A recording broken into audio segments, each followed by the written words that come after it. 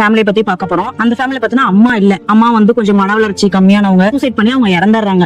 அவங்க அப்பா பாத்தீங்கன்னா அவர் வந்து ஒரு டிரைவரா போயிட்டு இருக்கப்போ ஒரு ஆள் ஆக்சிடென்ட் ஆகி கால் வந்து இதாயிருச்சு. பட் கால் வந்து இதால வீட்லயே தான் அவர் இருப்பாரு. வீட்லயே இருந்துட்டு அம்மாட்ட ஏதோ ஒரு சண்டை இது அப்படி அது அப்படின்னு சொல்லி அவங்க மைண்ட் லெவல்ல ரொம்ப பாதிச்சு போய் அவங்க இறந்துடுறாங்க. இப்போ வந்து அவர் மட்டும் தான் இருக்காரு. அவங்களுக்கு வந்து 2 பசங்க ஒரு பொண்ணுங்க. ஒரு பொண்ணுக்கு வந்து மேரேஜ் பண்ணிட்டாங்க.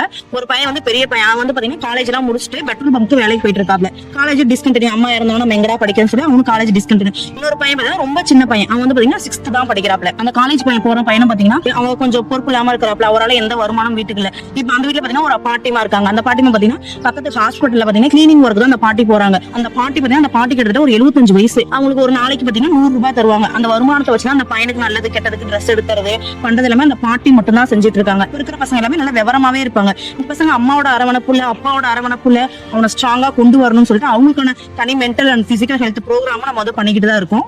தேங்க்யூ.